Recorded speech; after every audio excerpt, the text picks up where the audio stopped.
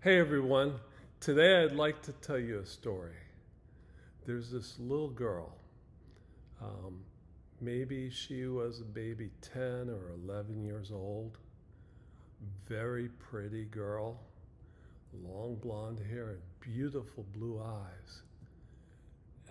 She was riding on a Trailways bus heading into Daytona Beach. And she she has a little i flip phone, and she texted ahead that she was coming, but she's only 11 and she wasn't really sure if they got the message. And so she's riding on this bus, and there's a couple drunk people in the back, only a few people on the bus. It was late at night, dark out, and it was raining. There was one guy in the front who was sleeping, another guy who didn't talk or didn't speak any English, and the bus driver didn't really care. He was talking to his girlfriend on his headphones the whole time. Anyhow, she texted, said she was on Trailways bus 110 coming into Daytona Beach, and she wasn't sure um, if the message got in. And so she gets off the bus and she walks into the terminal, and she got her little girl backpack, and she's clutching a teddy bear. And there's all these people hanging out there who immediately take notice of her. There's some gang member people. There's a bunch of men who have fur hats and very tight leather pants, um, probably some kind of a pimps or something, and they're looking at her. There's a couple other people who are very suspicious looking, child molesters. Daytona Beach is known for the pedo, pedophile capital of the United States.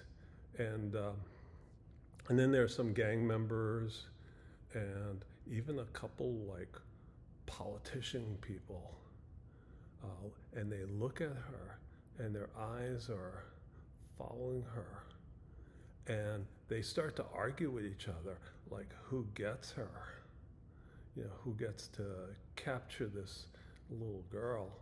And then her eyes go to this um, motherly looking lady there, and she thinks, well, maybe this lady can help her. And the lady looks at her and smiles. But then, even 11 years old, she notices that that smile isn't right. And that look in that lady's eyes is not right. And she walks, and so these people start to get out of their chairs and start to walk towards her. And some of the gang member guys start to open their pocket knives. And she walks there, and she's getting very frightened. But then her brother got her message, and she didn't know it. And he comes right out in front, and he came with three of his buddies who are also Navy SEALs. And they walk up to her and they go, "Sis," and they give her a big hug.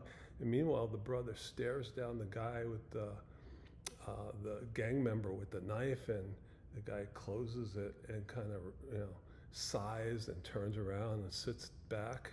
And the other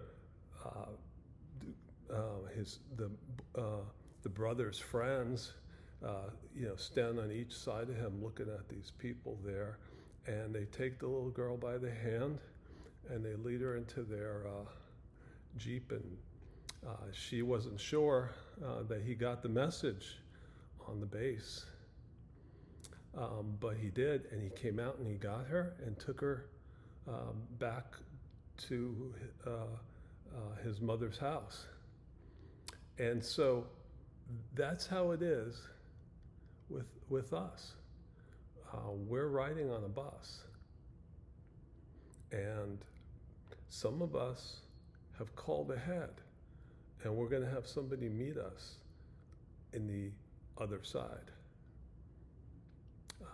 Somebody big and strong, like Jesus, like the Lord of armies.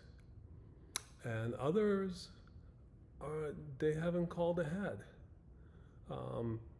They haven't made any reservations for anybody to pick them up. And they're just going to be walking around on the other side. And I'll tell you that as bad as it was in the bus terminal in Daytona Beach, all those people, the bad people in the bus terminal, they were bad because they had devils. But on the other side, there's devils that don't have people. And they're even worse. And if you think you're going to go there and you're not going to have somebody meet you at the station, well, I would not recommend that. I recommend that you call ahead. Call Jesus. Ask him to come and pick you up. So leave your comments. Thank you.